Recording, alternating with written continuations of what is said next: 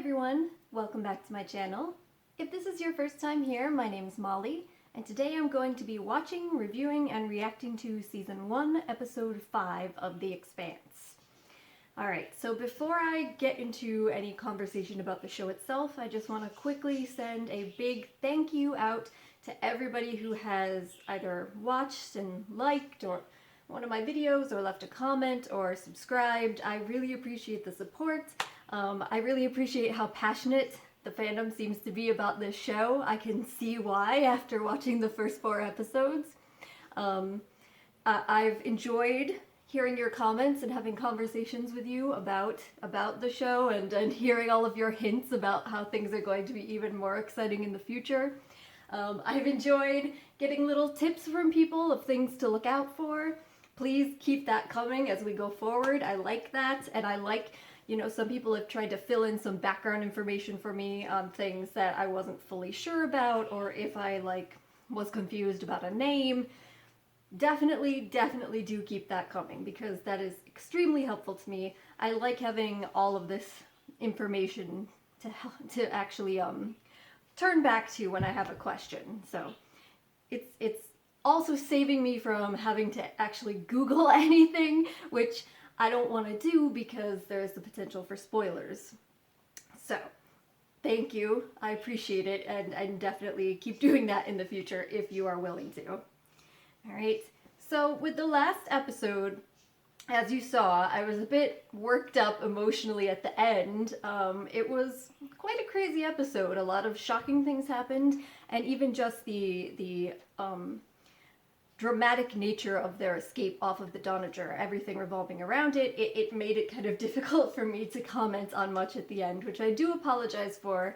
I know that some people had mentioned that they really enjoy hearing me talk about the episode and break things down afterwards, which is great, and I'm so happy to hear that. So I'm going to do my best going forward. Of course, if there's a particularly heightened emotional scene, sometimes I will have a little trouble processing my thoughts, but maybe at some point I'll be able to stop and then come back a couple days later if I'm having some serious difficulty with it in the future. But just a couple of things that I did want to touch upon now, since I didn't really discuss them at the end of the last episode. I got into things about Mars in general and about the specific situation that was going on with the Donager, but I didn't really talk that much about things that I noticed in reference to the character development of the main kind of group or crew. So obviously, Shed is gone, so there's not really much of a need to talk about character development there, but as far as the other 4 members of our little squad there off of the Canterbury, I felt like we did get to see quite a bit from them in terms of getting to know who they are as individuals from that episode based on how they acted in that sort of critical situation, both in reference to how they responded to one another and just their kind of personal responses to things that were happening. So Holden, for one, obviously refused to leave without the rest of his group. And I had talked previously about how none of them really knew each other that well. They were forced to kind of come together and start to get to know one another because they were in that life or death situation in the aftermath of the Canterbury blowing up. But they're still relatively strangers, a group of strangers who've been brought together by this crisis. So you can imagine that a lot of people, it might have been fairly easy for them to just take the opportunity to get off and abandon the people that he came in with, particularly because this was in the immediate aftermath of all of them not trusting one another because the Martians had made an effort to kind of get them all at one another's throats, and that effort had been pretty successful. But we saw he was not willing to leave them behind. And we also saw the kind of impact that had on Naomi in particular, but really all of them. The fact that he wasn't willing to leave them behind, and the way that they yet again had to come together in an emergency situation in order to survive, that they had to learn things about one another in order to survive, is, I think, going to go quite a long way to contributing towards forming a really tight bond between the small group that remains. We also got to see a tiny little moment between Amos and Naomi, which I thought was interesting. When they've put Alex out, he's taken the hit for the group, so to speak, so that they can hopefully survive a little bit longer, waiting for someone to maybe come rescue them. And now they've also just lived through Shed being killed. Naomi is clearly thinking that they're about to die, and Amos seems to probably agree with that based on the fact that he takes the moment to, thank her for everything that she has done for him in the past.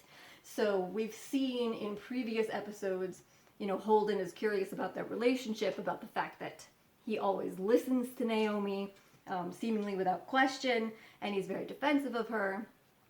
So I think that's interesting to get a little background that she is apparently someone that he feels has done a lot to assist him in the past when he was going through other things, whatever that might be. But on top of that, I thought it was interesting to see that even though they were pretty much possibly about to die and accepting that fate, that Amos wasn't particularly nervous or upset in any sort of way. He seemed relatively calm, accepting if it happens, it happens, but at the same time, he was concerned with trying to bring some comfort to Naomi. So you saw him reaching out and holding her hand, and she even seemed surprised by this, but it did seem comforting to her. So I thought there was some interesting developments there between the two of them. And then, of course, we also had a little moment where Naomi said that she didn't get a chance to say goodbye to somebody. We don't know who that was, but I guess that's hinting at something going on with her beneath the surface. There's somebody out there that she cares for very deeply that she was thinking of in what she thought was her final moments. And even in those final moments, she didn't want to tell Amos who that was, even when he asked. So another interesting thing to look out for, think about, in reference to her past and why she's on the Canterbury and how she's gotten into this particular position. And then I also thought that there was some interesting developments with Alex too, because of course, as we see at the very end, he has to come to this point where he's got to gain a little bit of confidence there in himself in order to fly this Martian ship out. He's worked for the Martian Navy, but he said he was basically like a glorified bus driver. So this is not sort of situation that he's been in the past, but in the moment he was the only one that they had. It was up to him to get them out of there, to make sure that they weren't all killed after everything that they'd gone through just to get to the ship. And he came through, and you see at the last seconds of the episode, he's kind of laughing with this kind of exuberance, and it seems like joy because he's succeeded in doing this. He's amazed at himself that he's been able to do this, and they're getting out of there. But it also was just such a emotionally sad, high moment for everyone because of everything that they had just been through and all of the Martians who had just died on their behalf. So I don't want to say that it was pure joy exactly, but maybe more of a kind of like a shocked relief that he'd been able to do it, and that a lot of his fears about himself maybe were wrong. So I thought that was interesting development as well. So as far as the main kind of crew there, even though the majority of the episode really was seemingly focused on the action and development of the plot itself moving forward, I do feel like we got some interesting tidbits about them and about their relationship as a group. So I just wanted to briefly talk about that since I didn't really get into it at the end of last episode. Alright, so now that I've gotten through all of that, I'd like to get started with episode 5 because it's been a few days and I would really like to know what happens next. It ended kind of abruptly last time, and I really want to see what happens now that they've gotten away from the exploding Doniger ship. Are they going to continue to be pursued? Were all of the people that were attacking the Doniger killed in the explosion? Even if they aren't pursued, what are they going to do now? Where are they going to go? And this isn't even touching upon Miller and everything that's going on with him. So there's a lot happening right now. I'm anxious to get back into it. So with that in mind, let's go. You get pretty good too.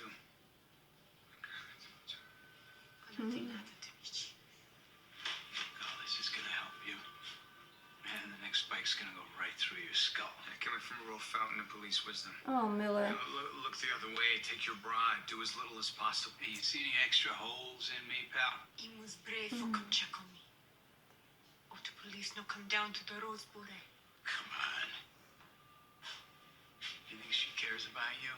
What's the name of the scumbag that paid you to lure him down to Oh, Medina Miller. so they could jam up a cop? Cynical. Passion falls me. On me without my wallet. You know, he could be right, but You put your hands on her again. does that You see change how the fast I fact get out of that this bed, Miller? Havelock was doing a good thing? I mean, do we want to say his idealism is wrong? Or is bad in any way? Solve that. He's like, just do it.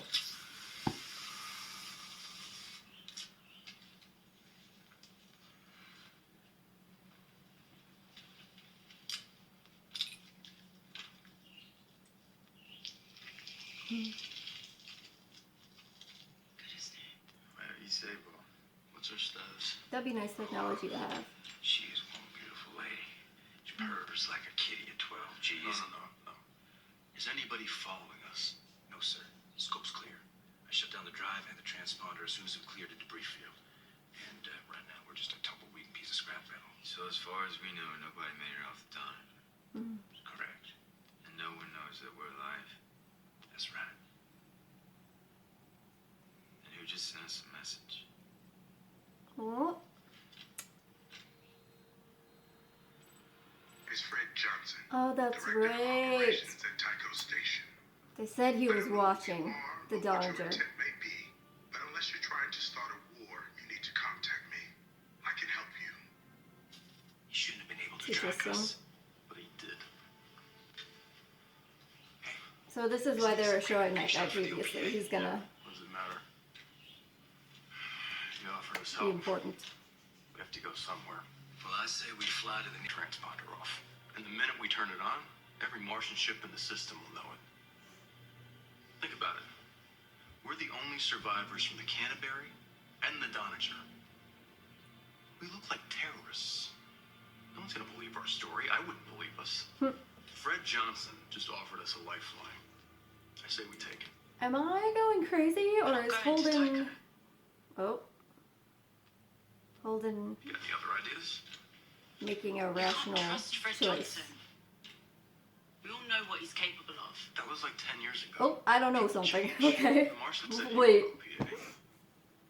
Stop talking about stuff that you know nothing about. Because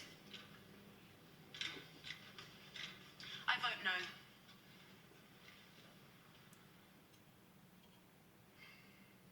Holden's got a point. We gotta go somewhere. All right. So maybe knowing the information background that I'm unaware of Amos, doesn't make Holden wrong. I'm with you, boss. then it's 2 against 2. Hmm. When Hey, I'm listening. You know that memory crypt that we took out of that stiff? Yeah. All right. Go through it. It had an unregistered flight path for a ship called the Anubis. Anubis. The Anubis left Phoebe Research Station and was headed for Eros. Okay? Now, I'm thinking, maybe something's being transported on this ship. I'm thinking Julie's ship was sent out to intercept it. And then, suddenly, ships start blowing up. The Canterbury, the Donager. It's gotta be connected. Yeah. Does Shadid know about any of this? I told her about Julie. I told her about the scapulae. I don't know. She didn't bite.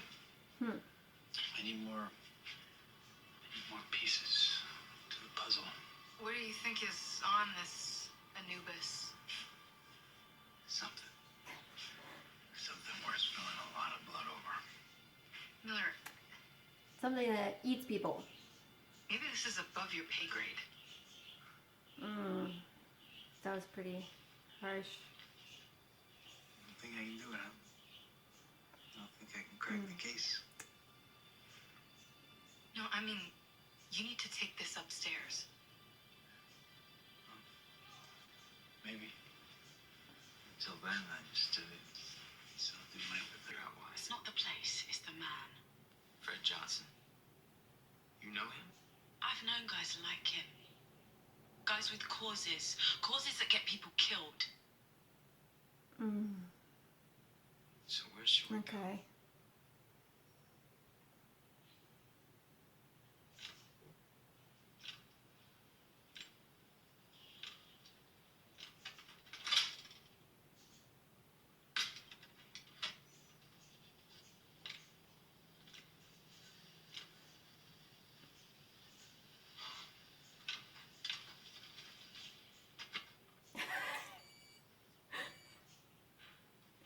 So close.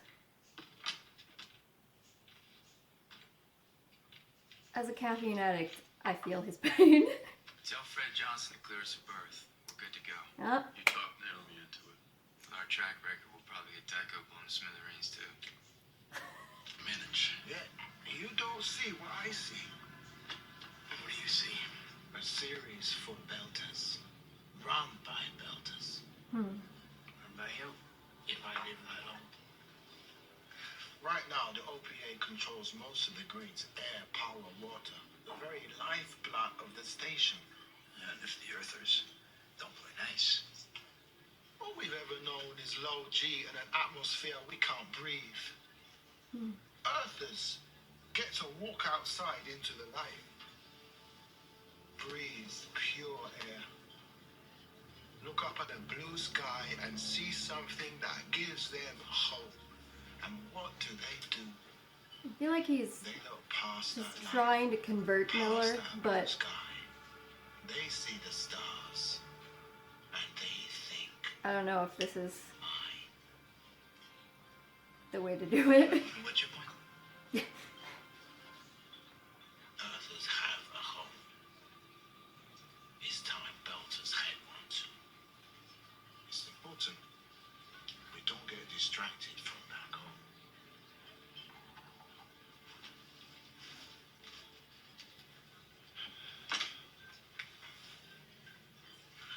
There's a single contact in that unit. Call it, and you'll get Fila Kothari's location. He's yours to do whatever you think. So if is you really right. did want to murder him slowly, Sounds like a bribe. I haven't asked you for anything. Yet. What do you want? A simple exchange of information. okay, so are you just trying to buy him or convert him, or are you just... Juliana was one of us. I want to find out what happened to her just as much as you do.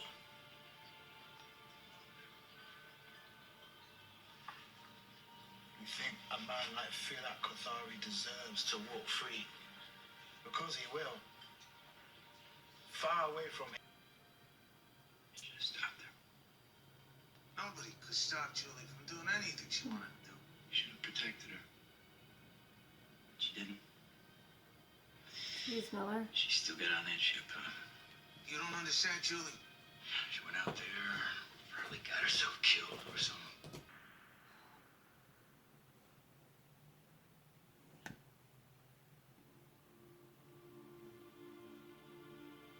Okay, so this is why everyone knows Fred Johnson.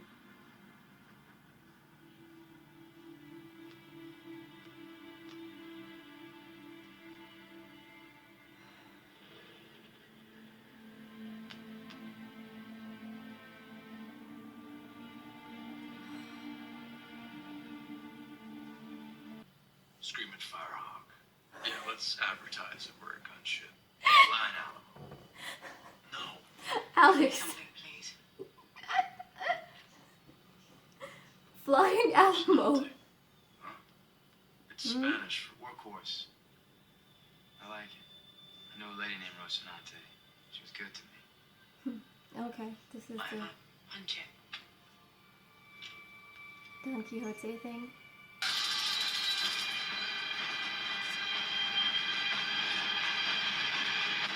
Oh, Miller.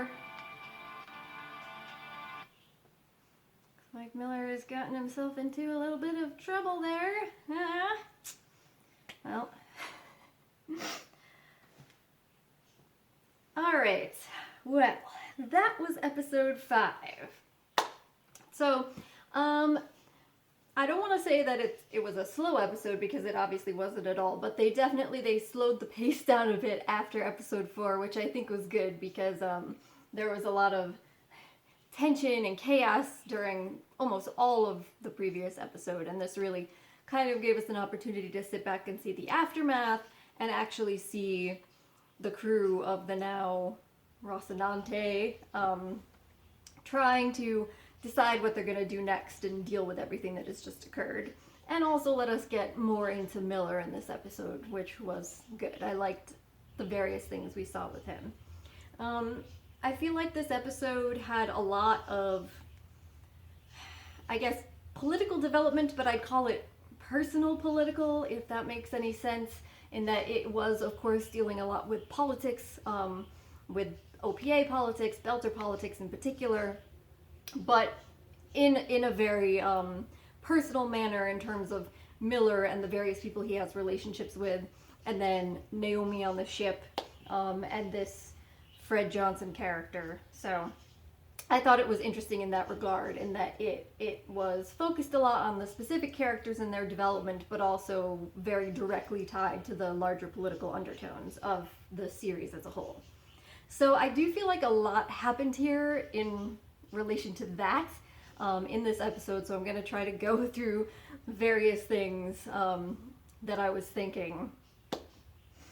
Probably might be a good idea going forward, maybe for me to take some notes while I'm watching, jot things down, so that it all comes back to me faster as I'm going through the after episode discussions. But okay, so one of the things earlier on that I did mention that I wanted to touch upon was what we saw with Miller and his partner Havelock in the hospital.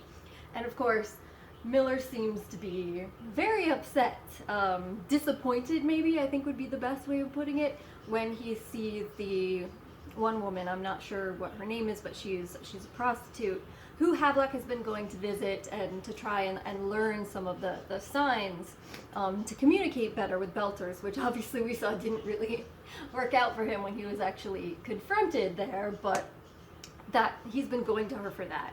And here she is with him, and that's when Miller also realizes that the reason that he went down to, he said Medina, during the riots was because he was worried about her. He wanted to check on her and make sure she was okay. And Miller seems extremely upset about this because he feels like she's just using him, playing him, and maybe was actively even involved in the attempt on his life, which Havelock doesn't want to believe, and he just wants Miller to get out of there. And, I mean, he also said he seemed to not think that Havelock's efforts to learn those signs was worthwhile based on how he was acting. So you kind of see Miller responding very negatively to his partner having maybe a more idealistic or optimistic viewpoint about what he himself can do and can accomplish here on Ceres.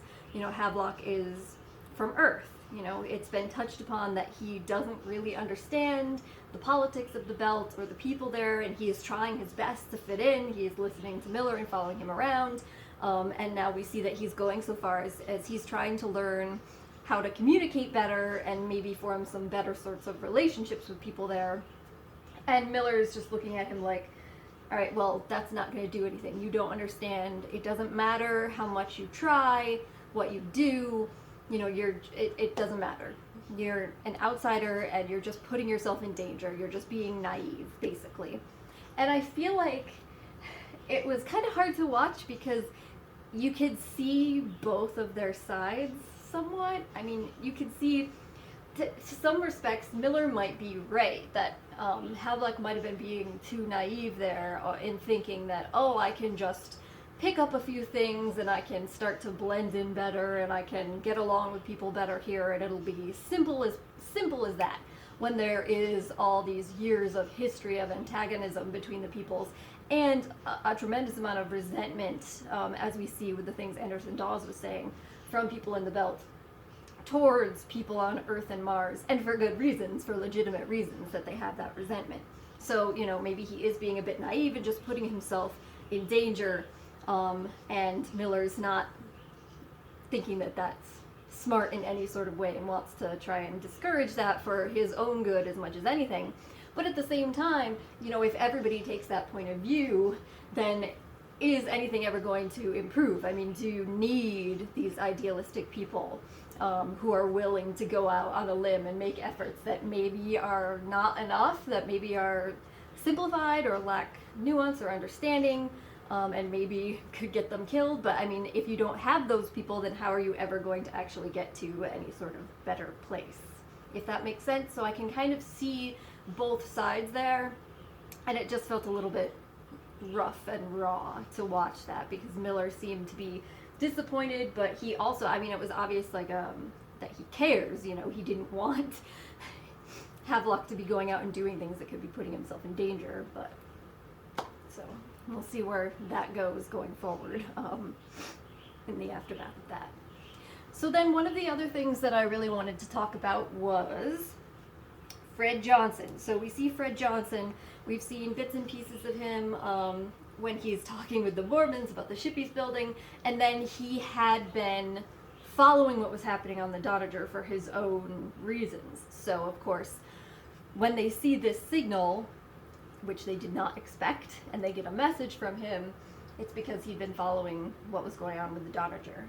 He had his own reasons for doing so, but now we get a little bit of a backstory on him and who he is, and this all ties into the killings of all of these workers who were basically like striking and trying to take over Anderson Station because they felt that their children had been negatively impacted health-wise, and that they were not, you know, receiving any sort of assistance for this, and no changes were being made maybe to prevent that sort of thing happening going forward, or to help the children who had already been harmed. And so they're doing what they can. They were doing what they can to try and push back against the system that they felt had harmed their children. And what ends up happening is Fred Johnson and the UN troops basically just blow up the station. They kill all of them, all of these people, including a bunch of children. And we saw them floating out into space in the aftermath of the station being blown up. And so, I mean, looking at that, you can see why people would have a maybe negative view of Fred Johnson based on the fact that he was the one in charge when that happened. So that, I mean, that makes sense why people might necessarily not want to trust him, especially if you were somebody from the Belt and they were Belters who were killed there.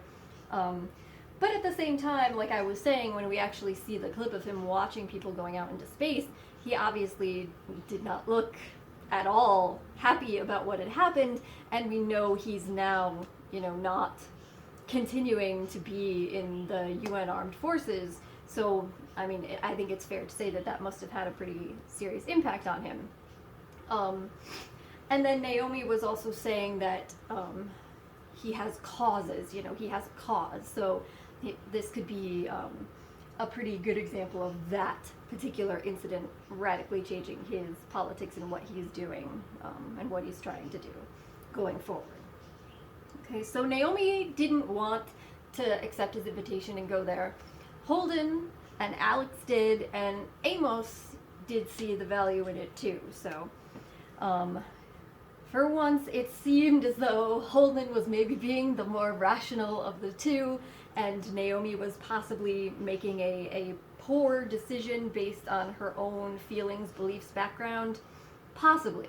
Okay, so at first, I kind of went back and forth on this. At first I was like, oh, so is Holden being the rational one and Naomi's not for some reason? And then I said, oh, but you know, I don't really know the background, the full background, so maybe, you know, maybe I'm wrong. Maybe Holden's being irrational again. And then, you know, we find out some more about Fred Johnson, and so Naomi's position somewhat does make sense, but then on the other hand, you see everybody saying to her, well, regardless of what you think about Fred Johnson, we don't really have any other options, so this is what we've got to do. So maybe she wasn't being rational. But then really digging down deeper into what she said, you know, she said he's a person with causes. And I think that that really ties in well with what we saw with Miller and Anderson Dawes. So Naomi's kind of hesitancy might not just have to do with what Fred Johnson has done in the past, but she's worried about what it'll mean for them if they go there. Like, what are his motivations to help them? Why does he want them to come there? What's going to happen? So I don't think it's really fair for me to totally say that she was being irrational, because I don't know what Fred Johnson is doing yet. And if he is anything like Anderson Dawes, and we saw what he was doing with Miller, then, you know, maybe she has a solid point that the others just don't really realize, because they're not maybe from the belt, and they don't fully understand what's going on. So I guess we'll have to wait and see, since they decided to go there, whether Naomi's kind of worries and intuitions were right. But yeah, so I guess I'd say that maybe everyone was being rational but acting on different information, and no one was being irrational there. I don't know. You guys let me know what your thoughts are. That's just my interpretation based on what I've seen and what I know so far. Alright, and so jumping back to Miller and Anderson Dawes then, because that's something else that I also did want to talk about. Anderson Dawes, so we see him, he's really still continuing on this kind of hard sell on Miller. And you wonder, does he actually want to kind of convert Miller to the cause? Is he really trying to convince him? Does he just want his help? Is he really trying to buy him? Is that his overall goal? And this kind of, you know, speaking about the political aspects of what he's doing and his motives is just a part of a means to an end of trying to buy him and convince him, or what? Does he really want to convert him? You know, you kind of wonder, is it a little bit of both? But I think that, you know, they showed him as a good example of what Naomi maybe was trying to hint at, because Anderson Dawes was saying is right. I mean, this is a colonialist system. He's not wrong to say that Belters have been stepped upon, have been basically used and gotten the short end of the stick in every possible way in relation to Earth and Mars for their history. And it would be right for them to maybe have their own government, to be treated as equal people. Yeah, so he's not wrong in anything that he's saying, but simultaneously, there's underlying issues with his actions that come as kind of a consequence of having this strong belief in what he's saying. And also, as Miller was pointing out, you know, how much of it is true belief and passion for the cause, and how much of it is selfishness, because is Anderson Dawes the leader that they would end up with? You know, is this about power for yourself, or is it really about the people? Or there's a lot to unpack there going on with that character, I think, and we just don't know enough about him to say really at this point.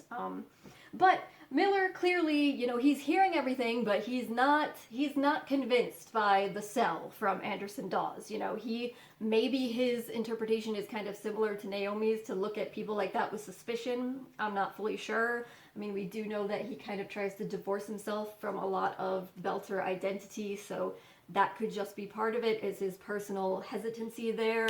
But I think it also probably does have to do a bit with his overall kind of distrust of people that have specific ideals or an idealism, regardless of whether it's Havelock's form of idealism or Anderson Dawes' kind of political viewpoint.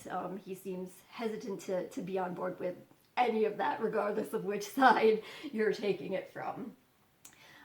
So then, just a couple other things about Miller personally that I wanted to bring up, and leaving aside that he got grabbed by someone there at the end, so we'll see where that goes. But I thought it was interesting the way that he reacted to the guy that he was kind of interrogating for information about Julie, when he says, you know, you should have stopped her, you should have done something to protect her. Again, that kind of, to me, ties back to what he was doing with Havelock. You know, is this idea of, do you have responsibility to stop these idealistic people, these young idealistic people, from making choices that's going to just destroy them?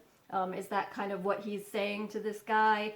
But at the same time, you know, Julie having this idealism, rebelling against her family and everything, and coming out and doing this, that's the reason that he likes her. So I think that scene there, again, really just plays into maybe Miller's kind of uncertainty about his own feelings. The tension within himself is seen in his attitude towards how other people interacted with Julie. So I thought that was interesting. And then the other thing about him that I really wanted to point out was that scene with the other security officer in his little apartment space, where she basically insinuates that he's not up to taking on something this big, and the sort of impact that seemed to have on him. I thought that was something that will be interesting to look at going forward, is this idea of this kind of like a rundown, beaten up cop who's cynical and maybe, as Havelock said, takes bribes and looks the other way on things. Is he the sort of person that's up for this challenge of investigating this major political crisis that goes way beyond just one girl leaving home and needing to be brought back, one rich girl. So so I thought that it was a really good episode, another great episode with a lot of character development. I really liked everything that I got to see about Miller. I'm curious to see what's going to happen with Fred Johnson now that the ship is going there. So, having said all of that, if there's anything that you think that I missed that was really important, or you have any other comments or questions for me, anything you want to talk about at all, please do leave them in the comment section below. I do think for the next episode I'm going to try to maybe take some notes as we go through so that my thoughts aren't quite as scattered afterwards, but hopefully what I was saying made sense to everybody. Alright, if not, just let me know and I'll try to clarify better. Okay, so thank you so much everyone once again for joining me, and hopefully I will see you next time for episode 6. Bye!